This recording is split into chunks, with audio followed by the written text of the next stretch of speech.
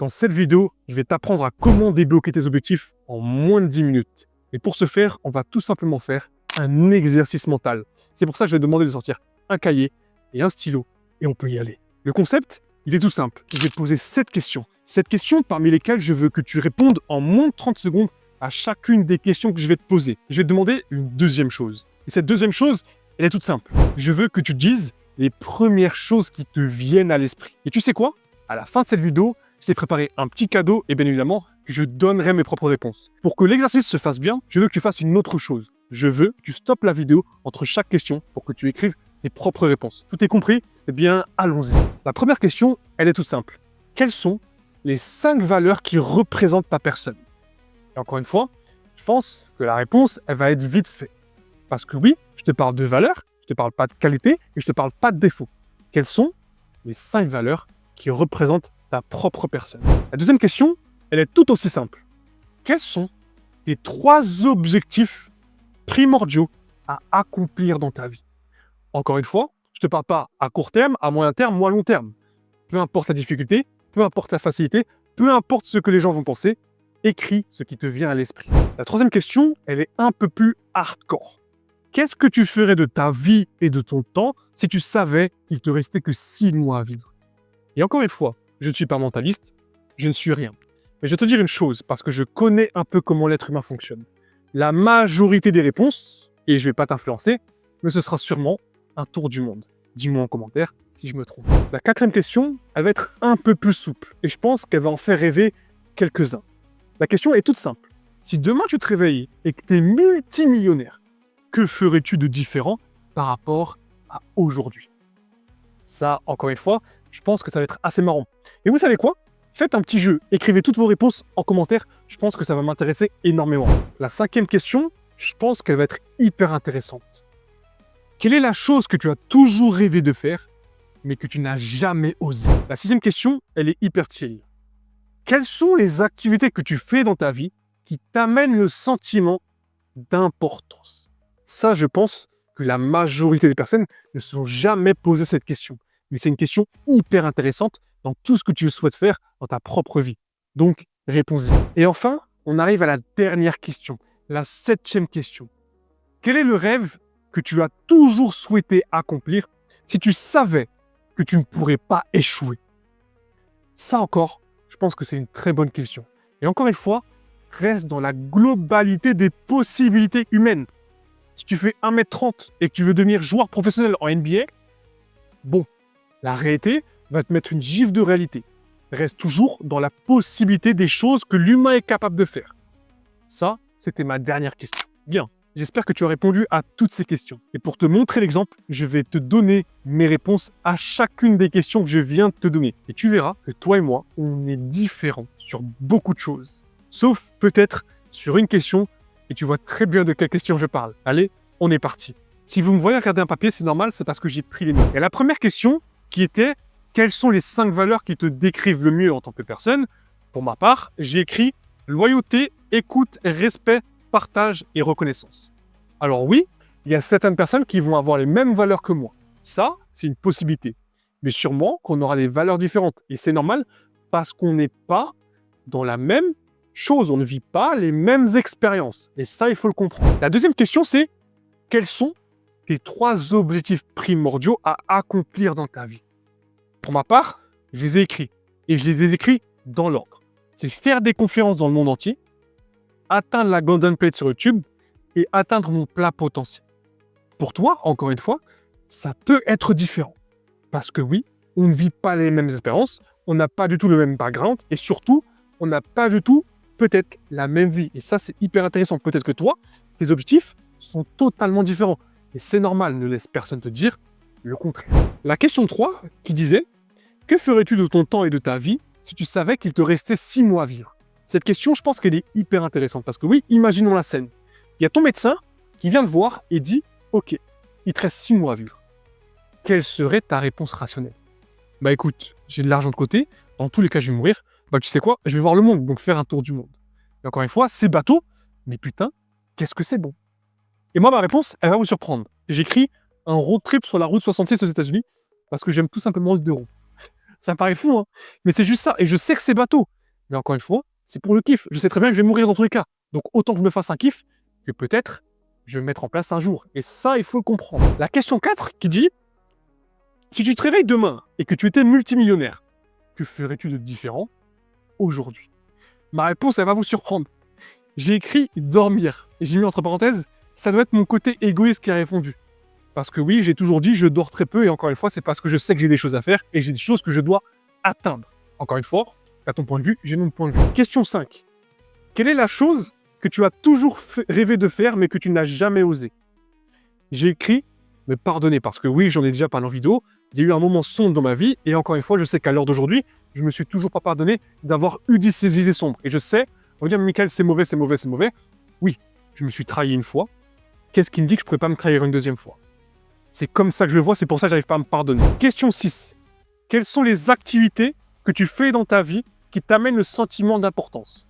J'ai écrit le partage grâce au réseau, discuter avec des inconnus et le partage du savoir. Tout simplement. Question 7. Quel est le plus grand rêve que tu as toujours rêvé d'accomplir si tu savais que tu ne pourrais pas échouer?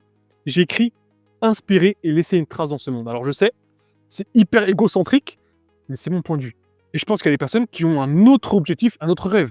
Et grand bien vous fasse. Parce que c'est comme ça, et c'est grâce à ce questionnaire, que tu vas avancer vers toutes ces choses-là. Je me permets de couper la vidéo maintenant pour un instant pub. Si tu souhaites me contacter, tu trouveras mon Instagram en commentaire et en description. Tu trouveras aussi un Google Form que tu peux remplir si tu souhaites que ce soit moi qui te contacte. Tu trouveras aussi un lien Calendly pour du coaching one-to-one.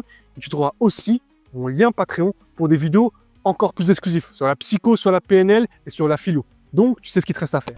Bien, on arrive presque à la fin de cette vidéo. Mais ce que je souhaiterais vous dire, c'est que ce questionnaire, il a déjà répondu à beaucoup de questions. Il a répondu à tes objectifs, les objectifs que tu t'es fixés, les choses que tu souhaites accomplir dans ta vie, les choses que tu souhaites faire pour te divertir, les choses que tu dois mettre en place pour arriver à ces objectifs. Ça, c'était l'importance de ce questionnaire-là. C'est pour ça que j'ai souhaité te partager tout ça. Ce questionnaire, c'est pas un questionnaire pour répondre n'importe quoi. Non, c'est un questionnaire qui va créer le déclic dans ton esprit, dans ton mindset, pour sortir quelque chose de différent, pour sortir la flamme qui est en toi. Si tu regardes cette vidéo et que tu réponds honnêtement à toutes ces questions, tu verras que tout ce que je viens de te dire, tu vas le comprendre. Et ça, c'est hyper intéressant. Et comme je te l'ai promis en début de vidéo, je vais te donner un cadeau. Je vais te donner les 7 clés pour avancer dans ta vie. La première clé, elle est toute simple. C'est établir ce que tu souhaites dans ta vie. Et bien évidemment, je viens de te donner la réponse juste avec les questionnaires qu'on a fait au début de cette vidéo. La deuxième clé, elle est toute simple. C'est écrire un plan pour y arriver. Je sais, on vous parle souvent de business model, de business plan, tout ça, tout ça. Non. Peu importe l'objectif que tu souhaites accomplir, écris un plan. C'est-à-dire que tu ne dois pas te réveiller et te dire qu'est-ce que je vais faire de ma journée. Je vais te dire une chose. Il y a énormément de personnes qui se réveillent et qui se disent qu'est-ce que je vais faire de ma journée. Encore une fois, tu as le droit d'avoir des moments de doute. Tu as le droit d'avoir des moments de peur. Je ne suis pas en train de te dire le contraire. Mais si pendant 1 an, 2 ans, 3 ans, tu te réveilles tous les jours et tu dis qu'est-ce que je vais faire de ma journée, c'est pas la meilleure option. La troisième clé, elle est toute simple. C'est écrire les tâches que tu dois faire au jour, à la semaine et au mois. Je sais, c'est très développement personnel. Mais c'est une réalité. Si tu arrives à écrire ce que tu dois faire pendant le jour, pendant la semaine et pendant le mois, pendant minimum 1 mois. Mais le reste de l'année, ça devient du gâteau. Trop de personnes surestiment ce qu'ils peuvent faire en 1 mois et sous-estiment ce qu'ils peuvent faire en 1 an. C'est bien de se dire, je vais à la salle de sport pendant 1 mois. Au bout de la première semaine, on ne voit plus. C'est bien de dire, je vais écrire une page ou je vais lire une page d'un livre pendant tous les jours pendant 1 mois et au bout du 2e jour, on ne voit plus. Ça, c'est comme ça qu'il faut le faire. Reste droit dans tes bottes, continue, et tu verras qu'au bout d'1 mois, ça ne sera plus quelque chose que tu verras de malsain. Non, ça sera devenu une habitude. Donc, écris tes tâches au jour, la semaine et au mois. La clé numéro 4, elle est toute simple. C'est gérer ses priorités. Quelle est ta top priorité? Est-ce que tu as déjà répondu à cette question? Ta top priorité, c'est pas Sarah, c'est pas Farah. Et encore une fois, je parle comme un jeune, et vous voyez ce que je suis en train de dire, les stéréotypes, mais vous comprenez mon message. Demain, elles seront encore là. Les lettres de motivation, les CV que tu dois envoyer pour trouver un job, pour trouver une école, ou pour lancer quelque chose, c'est pas demain, c'est pas après-demain, c'est pas le mois prochain, c'est pas l'année prochaine. C'est aujourd'hui que tu commences. Tu gères tes priorités, et si tu commences à gérer tes priorités, tu verras que la loi de l'attraction, la loi de l'abondance vont venir avec toi. La cinquième clé, elle est toute simple aussi. Ta concentration, c'est ton super pouvoir. Parce que oui, hein, on va dire la vérité. Là, je suis en train de faire une vidéo. Mais imagine, je passe ma vidéo à scroller sur les réseaux. Tu vas me regarder bizarrement. Parce que oui, je suis concentré avec toi. C'est la même chose lorsque tu étudies. C'est la même chose lorsque tu es au travail. Ta concentration, c'est la meilleure chose que tu puisses avoir. Parce que oui, aujourd'hui dans ce monde, ton attention, c'est ton argent. Ça, encore une fois, c'est une réalité. Fais attention à qui tu donnes ton attention. Fais attention à qui tu donnes ta concentration. Et tu verras que ta vie va se transformer d'une autre façon. La sixième clé, elle est toute simple. Mets un terme à la procrastination. Et pour ça, je vais donner un exemple et je vais donner un exercice. Dernièrement, j'étais en coaching avec un homme et il me disait « Mickaël, j'arrive pas à l'oublier et à cause de ça, j'arrête pas de procrastiner. » Et j'ai pris avec moi, je l'ai mis devant un miroir, je lui ai dit « Ferme les yeux. » Alors je veux dire, il était choqué de ce que je lui ai dit, il m'a dit « Mais qu'est-ce qu'il me raconte, ce fou, encore ?» Ferme les yeux. Et filme l'exercice. Ferme les yeux et pense à quelque chose qui t'a fait mal 18 mois en arrière. Sûrement que tu vas ressentir une émotion négative. L'exercice que je veux que tu fasses, c'est que tu transformes cette énergie négative en quelque chose de positif.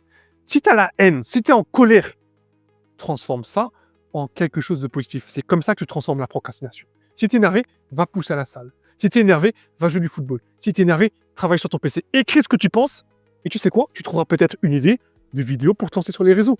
Sans savoir ton énergie négative, tu vas le transformer en énergie positive, ce qui va transformer ta procrastination. La septième clé, elle est toute simple. C'est avoir une vie balancée. Parce que oui, aujourd'hui, toi et moi, on sait quelque chose d'hyper intéressant. Il y a énormément de burn-out aujourd'hui en France, pour les hommes et pour les femmes, parce qu'ils pensent trop au travail. Mais si tu fais ça pendant 3 mois, tu vois pas ta famille, tu vois pas tes amis, tu crées plus de nouveaux cercles, à un moment donné, tu vas burn-out et tu vas t'arrêter au bout du 3e mois. Moi, je l'ai toujours dit et je suis toujours le même chemin. Je travaille 6 jours par semaine. Et pendant un jour, je fais ce qui me plaît. Je vais à la salle de sport, je m'amuse. C'est normal. Je balance ma vie pro et je balance ma vie perso. C'est logique. Parce que sinon, à un moment donné, je vais burn-out et je vais m'arrêter. Si je suis autant assidu sur YouTube, c'est parce que je sais que je trouve du moment pour moi.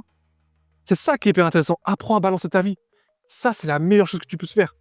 Apprendre à balancer ta vie. Tu verras que ton cercle social va augmenter, tes amis vont augmenter, ta famille va être encore plus heureux de te voir et ton travail, ça va se passer mieux. Merci à tous d'avoir suivi cette vidéo et j'espère que dans cette vidéo, je vous ai apporté énormément de valeur. Et comme j'ai toujours, prenez soin de vous. C'était Mickaël, marche avec confiance, marche avec vérité. On se retrouve pour la prochaine vidéo.